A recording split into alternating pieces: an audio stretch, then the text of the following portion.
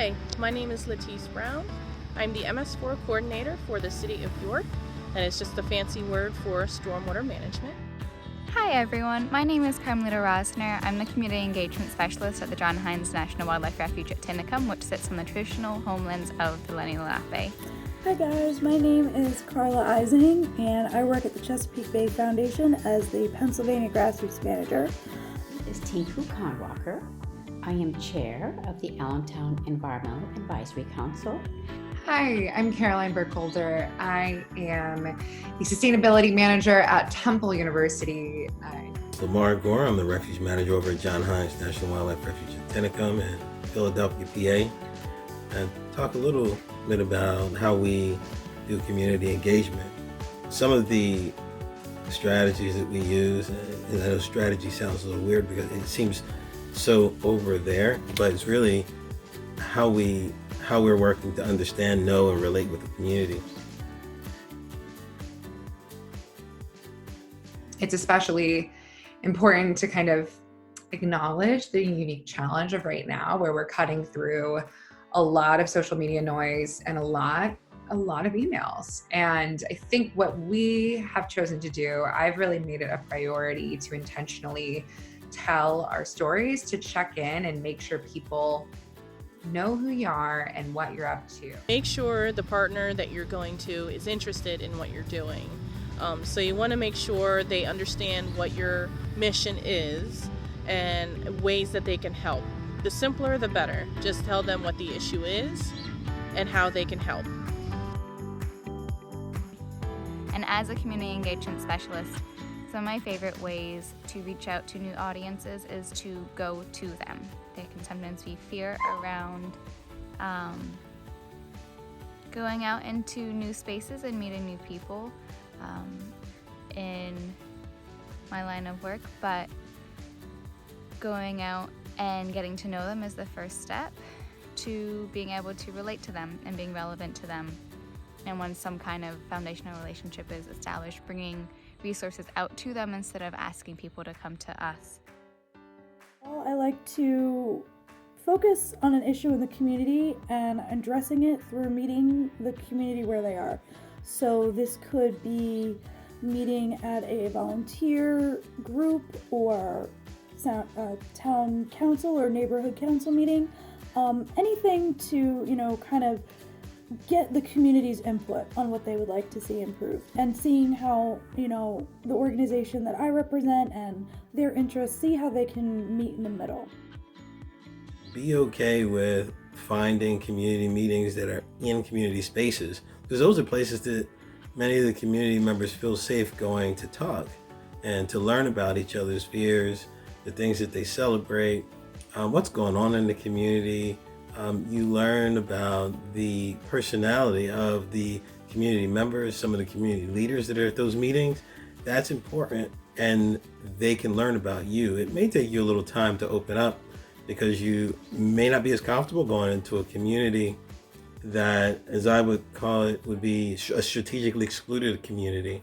And these are Black and brown faces, really.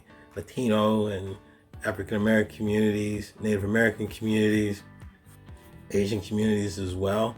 So we're going into those spaces, and throughout the conservation world, they don't look like me. So there's going to be a little hurdle that you have to get to, the barrier that you walk into those meetings with. So you've got to get past that. And it might take a meeting or two for you to get beyond that. Some people are probably laughing at that because you're thinking, wait a minute, I haven't done that before at all. That might take me a month's worth of meetings. The Zoom and virtual meeting fatigue is real. I kind of make it a point to acknowledge that with my team and my student workers, especially because they are struggling. But I do think it's really important to not underestimate the impact of your enthusiasm and passion. I think despite it all, I still get really excited when programming is new and different. And so I think if you're doing things that are making you really excited, people can sense that.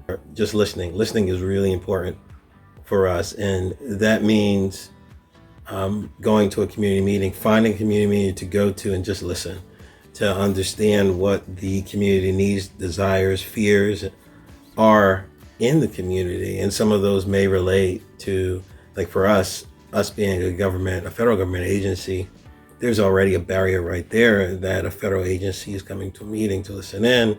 The first question that sometimes comes to mind is, okay, what's about to be done to us? So it's listening and thinking about the presence that we are in those meetings. It's probably the most important one that I could think of. Approach your audience with open communication and relatability. That includes listening, sharing your story, sharing what brought you there, sharing, the reason why you are passionate about this work. Audiences tend to be a little bit more receptive to your message if they can relate to you. I think one way to connect with organization or groups that you haven't in the past or you haven't maybe had luck with is by having a tangible ask or invitation. If you have something you'd like to include them in or collaborate with, I think it makes it easier to start a relationship with them. One of the other strategies I like to employ is to provide ways for people to take an action. Offering opportunities for people to get involved in your organization's restoration work, or even just supporting others that are doing work in the community. That could be anything from planting trees to tending to community gardens, installing rain gardens. You could do a lot. There's a lot that could be improved in the community with a little bit of volunteer outreach and some volunteer engagement. They become advocates for the work that you're interested in, but also different types of conservation work right in the neighborhoods that they come from, which is really important. It's creating action with those who you've now built a new partnership and relationship. People are also very flattered and excited when they are kind of called into leadership within their respective circles. So something I often think about is marketing resources and our kind of program offerings to make volunteers or people that are getting engaged feel like subject matter experts and champions, so they can really own it. And that increases the accountability and investment and kind of raises the stakes and hopefully makes that partnership and the relationship feel a bit more authentic because you're kind of making them feel proud.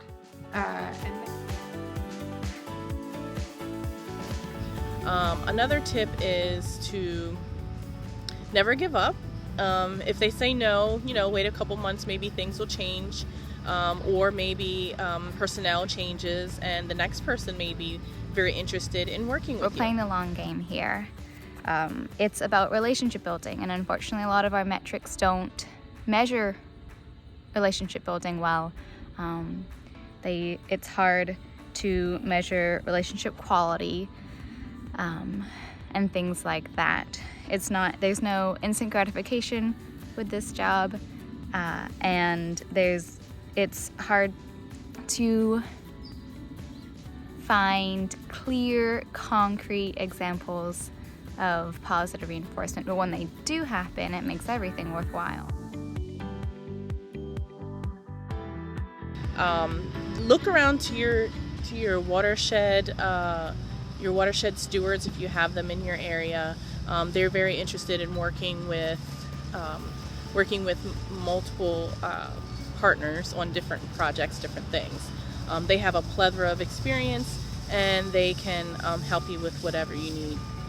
I think another place that we've found success is in thinking creatively about the ways that your work can translate to different groups in more non-traditional ways. And of course, we will always have willing partners in the old faves, like the environmental science, environmental studies departments. But what we've found recently is that a lot of connections are coming from places that you wouldn't maybe think of first, and that we found a lot of support and enthusiasm within the School of Communications because we were able to kind of isolate some of the basic skills and interests and values and kind of think non-traditionally about where we intersect. Every year, except this year due to COVID, The LVAS collaborates with Wildlands Conservancy and the Lehigh Gap Nature Center to hold a great backyard bird count party, which engages people more than just asking them to count birds. A good portion of the turnout is from Boy Scout groups,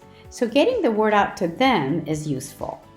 The event is also posted on Facebook, and parents and teachers are asked to share with their own parent and teacher groups. It might not mean that you can dump a lot of resources into the community as far as building places out, creating new parks, regreening places. It might not be that initially, because as you build that relationship, you may work up to that as you apply for different grants. But so remembering that it is a long game, and if you're not feeling instant gratification, you're not meant to in this job either. So I hope that is helpful. And when you have enthusiasm about something that's new or different or more creative, then the opportunities are marketable, but also it usually translates. Keeping the community involved in that process of building is important. So that's it for now. If you have any other questions, maybe we'll talk sometime. So just chill out and open up and have a conversation, and you'll be amazed at what you can do with that. Hope some of these tips are helpful for you guys, and keep on doing what you're doing to save our bird species.